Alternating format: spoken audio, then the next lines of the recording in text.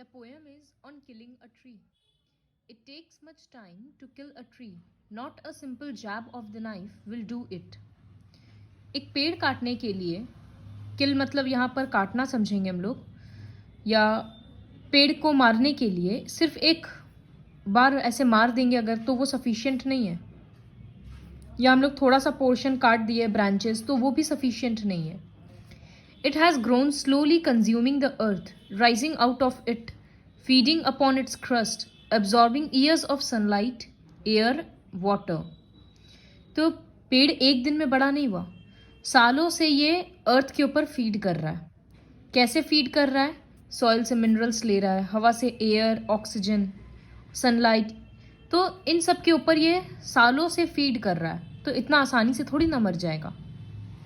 And out of its leprous hide, sprouting leaves. So leprous, actually leprosy एक disease होता है।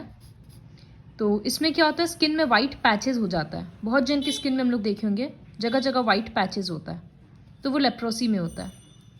पेड़ का ट्रंक को, ट्री के ट्रंक को उसी से कंपेयर किया गया, क्योंकि कहीं डार्क ब्राउन कहीं लाइट ब्राउन इस तरह से होता है। तो ऐसा लग रहा है कि कोई डिजीज्ड स्किन है जिससे लीव्स निकला है।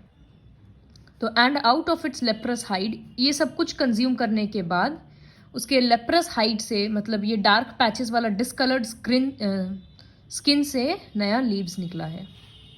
So hack can chop but this alone won't do it. So थोड़ा बहुत काटने से पेड़ का कुछ नहीं होने वाला। उसको पेन तो होगा, दर्द होगा पेड़ को, क्योंकि लिविंग बीइंग है, लेकिन वो फिर से हील करेगा। The bleeding bark will heal.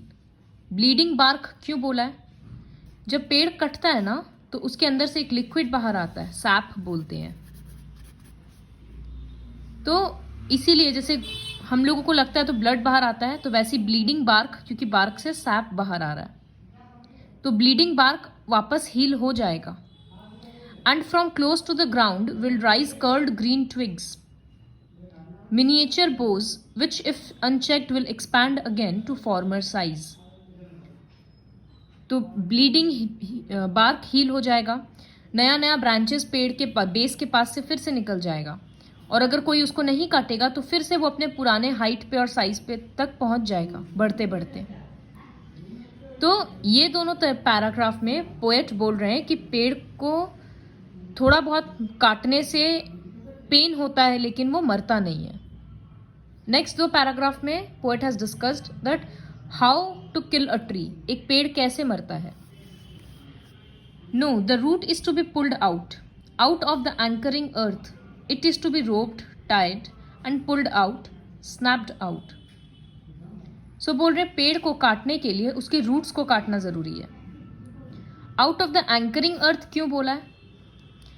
पेड़ को पकड़े हुए कौन है? उसका रूट्स के कारण ही वो सीधा है, और रूट्स कहाँ पर है? अर्थ में है। तो इसी वजह से एंकरिंग अर्थ बोला है। लग रहा है जैसे पेड़ को अर्थ सहारा दे रखा है।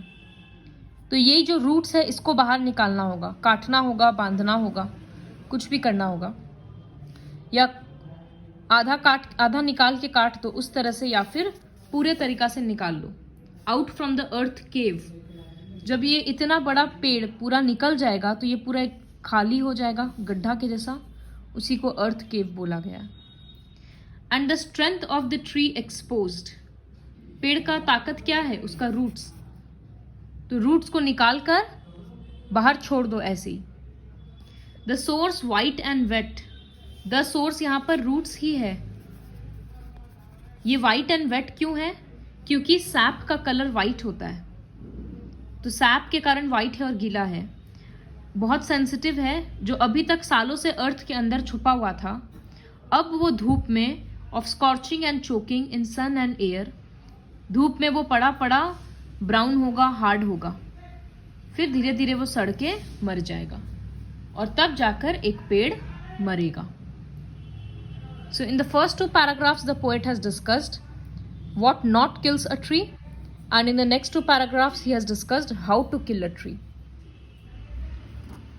Now we'll learn about the various poetic devices used in the poem.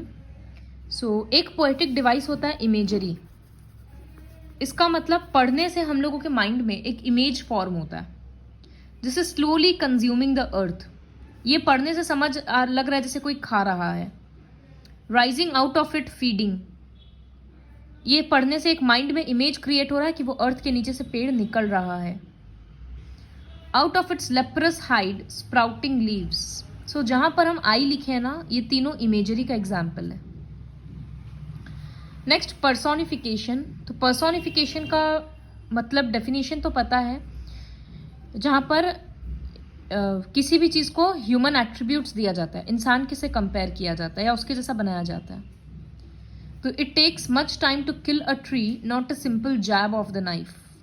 इंसान को जैसे मर्डर करने के लिए चाकू से मारा जाता है, यहाँ पर वैसे बोला जा रहा है। So these two lines are personification. Bleeding bark, ये भी पर्सोनिफिकेशन होगा।